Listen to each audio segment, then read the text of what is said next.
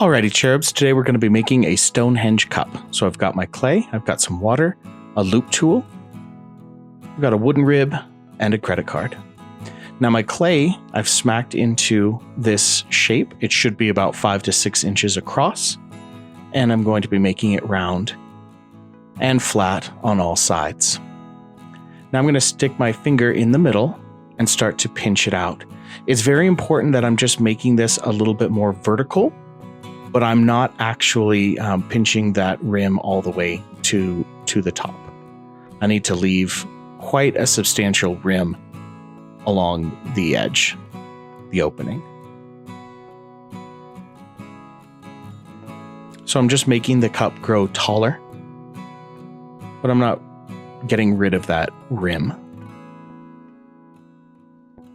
And I want to maintain the distance across. It should still be about 5 to 6 inches across. Now I'm going to start to take that rim and I'm going to angle it up. So I'm going to pinch it so that it starts to form a 45-degree angle and head up.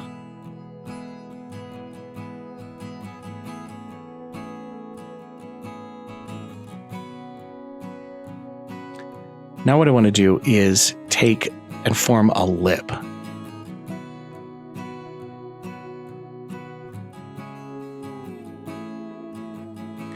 I'll use my paddle, my other tools, to help smooth out the surface of the cup, the rim, and the lip. So I want to get rid of all my finger impressions. I want to get rid of any blemishes or imperfections in the clay. Again, trying to get this as smooth as humanly possible. I'm also going to use a little bit of water to do that. I'm also going to create distinction between the different surfaces. So the side of the cup versus the rim versus the lip. I want those to be nice and distinct.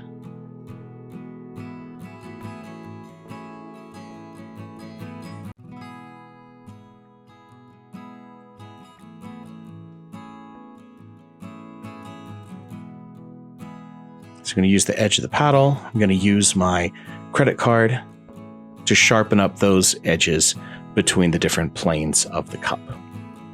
Now I'll use the loop tool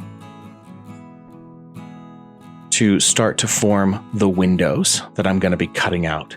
The distance between the windows are going to be the distance of the loop tool, the width of the loop tool. Right now I'm not cutting all the way through. I'm going to save that for just a moment.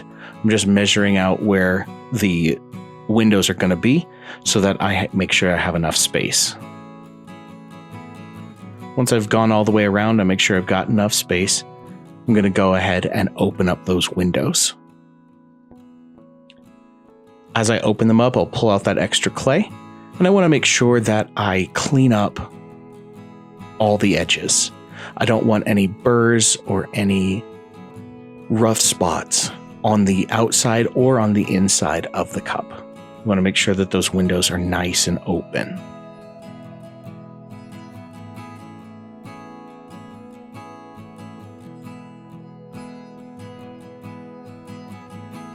I'm also going to take those spaces in between the windows and kind of bulge them out just a little bit so they're just a little bit rounder.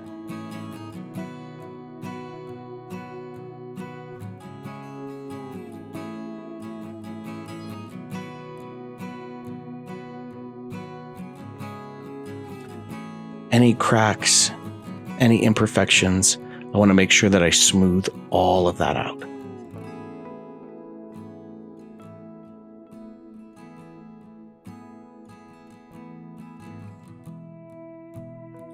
On the original Stonehenge cup, the rim and the lip were decorated with impressions from cords that were pressed into the clay.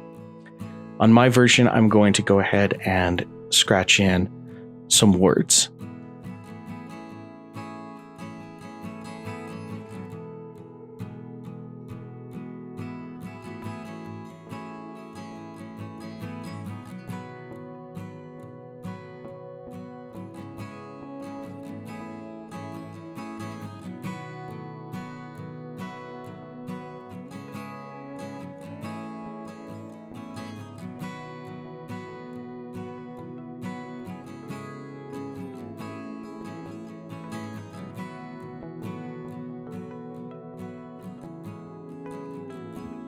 Here's the finished Stonehenge Cup.